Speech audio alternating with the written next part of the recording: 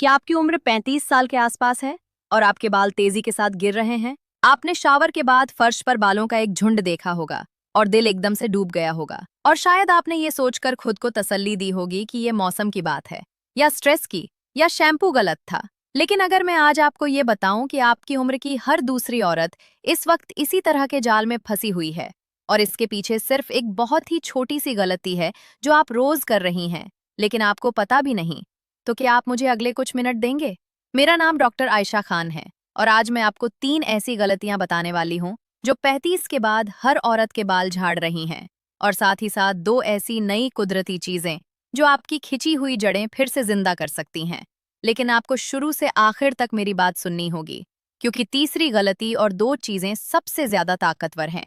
यहाँ एक और जरूरी बात समझ लीजिए। बहुत सी खवातीन कहती हैं कि बाल सिर्फ गिर नहीं रहे, सर की जिल्द में अजीब सा खिंचाव होता है, हल्का दर्द होता है, कंघी करते वक्त जड़ों में सेंसिटिविटी महसूस होती है, या जूड़ा खोलो तो स्कैल्प में थकान और जलन जैसी कैफियत होती है। ये क्यों होता है? इसका सादा जवाब ये है कि जब जड़ें कमजोर हो जाएं, स्कैल्प पर पसीना, तपिश और जलन इकट्ठी हो जाएं, तो जड़ें पुरसुकून नहीं रहती।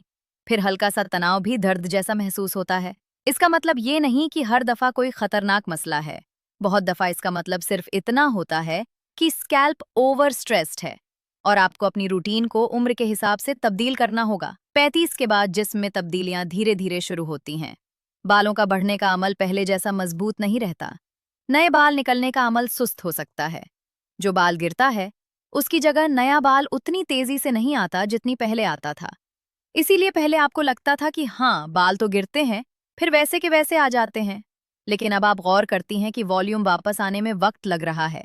हेयरलाइन थोड़ी सी थ्रू लगने लगती है, क्राउन एरिया हल्का सा फ्लैट दिखने लगता है, और सबसे ज्यादा फर्क मांग में नजर आता है। यहाँ घबराने की नहीं, समझने की जरूरत होती है। अब सवाल ये है कि वो एक बड़ी गलती असल में होती क्या है। मैं इसको सादा अल्फाज में बोलूं तो ये है स्कैल्प की बदलती जरूरतों को नजरअंदाज करना। और ये एक गलती आमतौर पर 3 आदतों की शक्ल में नजर आती है। अगर आप इन 3 चीजों को समझकर ठीक कर दें, तो बहुत दफा हेयर फॉल का दबाव कम होना शुरू हो जाता है। पहली गलती है गीले या पसीने वाले बालों को सख्ती से बांध लेना, खास तौर पर गर्मियों में। ये आदत बहुत आम है। नहाकर बाल आधे सूखे नहीं, कि जल्दी से सख्त जूड़ा बना लिया। घर का काम करना है, बाहर जाना है, वर्कआउट के बाद पसीना आया, बाल चिपक रहे हैं, तो फौरन रबर बैंड से बाल कसकर बांध लिए। अक्सर लगता है कि इससे बाल कंट्रोल में रहते हैं, लेकिन जड़ों के लिए ये बहुत बड़ी टेंशन होती है। जब स्कैल्प पहले से गर्म हो, पसीने की वजह से सुराख खुले हों और उस वक्त बाल खिंचाव के साथ बंधे हों,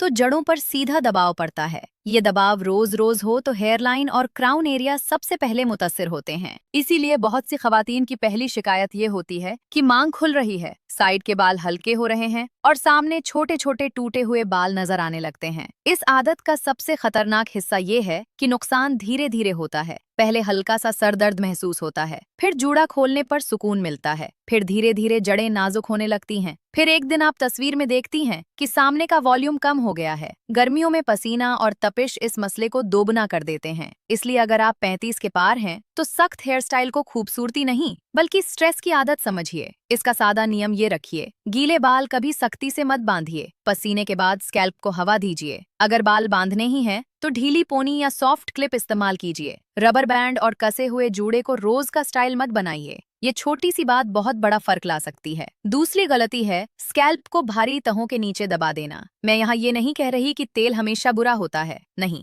मसला तेल से ज्यादा उसके गलत वक्त, गलत मिकदार और पसीने वाली स्कैल्प पर लगातार जमाव का होता है। बहुत सी खवातीन को लगता है कि जितना ज्यादा तेल उतने ज्यादा मजबूत बाल। इस सोच की वजह से स्कैल्प पर भारी तेल, फिर सीरम, फिर पसीना, गर्द और गुबार। स्कैल्प को सांस लेनी होती है, उसे ताजा रहना होता है। अगर आप रोज चिपकी हुई स्कैल्प लेकर घूम रही हैं, तो जड़ें पुरसुकून नहीं रहती। इससे खुजली, भारीपन और बदबू जैसी शिकायतें हो सकती हैं और हेयर फॉल और ज्यादा नजर आने लगता है। बहुत सी खवातीन को ये समझ नहीं आता कि उनके बाल तेल की कमी से नहीं, बल्कि स्कैल्प पर बोझ की वजह से भी गिर सकते हैं। आपका मकसद स्कैल्प को चिपकाना नहीं, बल्कि उसे सहारा देना होना चाहिए। अगर स्कैल्प धोने के बाद भी भारी लगती है, तो समझ जाइए कि आपकी रूटीन में हल्केपन की जरूरत है। बालों को ग़िज़ा देना और स्कैल्प का दम घोटना दोनों अलग चीजें हैं। इसका सादा हल ये है कि स्कैल्प पर हर चीज रोज मत लगाइए। हर वॉश के दरमियान स्कैल्प को देखें। अगर गर्मी और पसीना ज्यादा है, तो रूटीन को हल्का रखिए। स्कैल्प को साफ, पुरसुकून और हवादार महसूस होना चाहिए। अगर स्कैल्प ताज़ा महसूस करेगी तो जड़ों को भी राहत मिलेगी। तीसरी गलती है रफ हैंडलिंग। ये गलती बहुत लोगों को मामूली लगती है, लेकिन 35 के बाद यही चीज बालों के टूटने और पतला होने को बहुत तेज कर सकती है। गीले बालों पर जोर जोर से तौलिया रगड़ना, जड़ से लेकर सिरे तक एक ही झटके में कंघी चलाना, बार बार स्ट्रेटनर या तेज ड्रायर का इस्तेमाल करना। याद रखिए, हर गिरता हुआ बाल जड़ से नहीं गिरता। बहुत से बाल टूटकर भी गिरते हैं। इसीलिए कुछ खवातीन के बाल लंबे नहीं हो पाते, क्योंकि नए बाल तो आ रहे होते हैं लेकिन नीचे से वो टूटते रहते हैं। 35 के बाद बालों की चमक कम हो सकती है और खुश्की बढ़ सकती है। अगर आप तौलिए से घिस घिस कर सुखाएंगी, फिर गीले बालों में ब्रश का हमला करेंगी, तो जड़ से पहले बाल थक जाएंगे। नतीजा, उलझे हुए और बेजान बाल। बहुत सी खवातीन यही गेम हार जाती हैं। वो जड़ों को बचाना चाहती हैं, लेकिन बालों को रोज नुकसान पहुंचा रही होती हैं। अब मैं आपको 2 कुदरती चीजें बताऊंगी जो गर्मियों में हल्की भी हैं और मुफीद भी। इनका मकसद स्कैल्प पर बोझ डाले बिना बालों को मजबूत करना है। पहली कुदरती रेमेडी है करी पत्ता और आंवले का हल्का पानी। ये कोई भारी पेस्ट या तेल नहीं है। थोड़े से करी पत्ते और थोड़ा सा सूखा आंवला पानी में पका लीजिए। पानी ठंडा हो जाए तो वॉश के बाद आखिरी कुल्ले की तरह इस्तेमाल कर लीजिए। इसका मकसद स्कैल्प को ठंडा और ताज़ा महसूस करवाना है। इसे हफ्ते में 2 दफा इस्तेमाल करना काफी होता है। इससे बाल जड़ से थोड़े मजबूत महसूस होने लगेंगे। दूसरी रेमेडी है एलोवेरा जेल में कलौंजी के तेल के चंद कतरे मिलाकर हल्का स्कैल्प मास्क बनाना। इसे सिर्फ जड़ों पर हल्का सा लगाइए, 20 मिनट रहने दें, फिर धो लें। गर्मियों में एलोवेरा स्कैल्प को सुकून देता है और कलौंजी का तेल जड़ों को सहारा देता है। इसे भी हफ्ते में 1 या 2 बार से ज्यादा करने की जरूरत नहीं। यहाँ एक बहुत अहम बात समझ लीजिए, रेमेडीज तब काम करती हैं जब आप गलतियों को रोक रही होती हैं। बालों को मजबूत और लंबा करने का पहला नियम ये नहीं है कि क्या लगाना है, पहला नियम ये है कि क्या बंद करना है।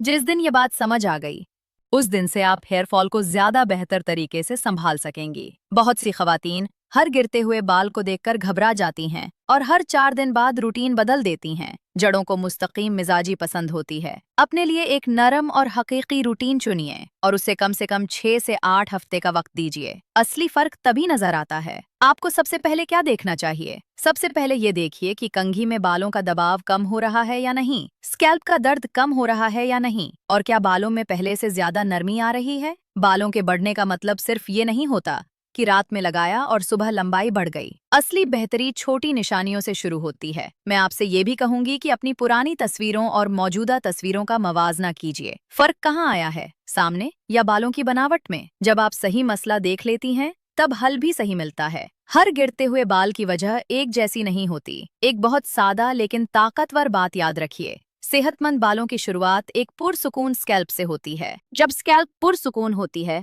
तो जड़ें बेहतर बर्ताव करती हैं। जब जड़ें बेहतर होती हैं तो बालों का गिरना कम होता है, और जब गिरना कम होता है तब लंबाई बनती है। इस पूरी चेन का पहला कदम कोई महंगा प्रोडक्ट नहीं, बल्कि उस स्ट्रेस को कम करना है जो आप खुद अपनी जड़ों पर डाल रही हैं। आज से अपने बालों को सिर्फ ऊपर से मत देखिए, ये देखिए कि जड़ों को सुकून मिल रहा है या नहीं। आपकी रूटीन आपकी उम्र और मौसम के हिसाब से है या नहीं। ये मैच्योर हेयर केयर है और 35 के बाद इसी की सबसे ज्यादा जरूरत होती है। मैं हूँ डॉक्टर आयशा खान और मैं बस इतना कहना चाहती हूँ कि 35 के बाद हेयर फॉल को अपनी तकदीर मत समझिए, इसे एक इशारा समझिए। रूटीन सही कर दीजिए, स्कैल्प को सुकून दीजिए, और फिर देखिए, वही बाल जो आपको रोज परेशान कर रहे थे वापस से जिंदा और मजबूत महसूस होने लगेंगे।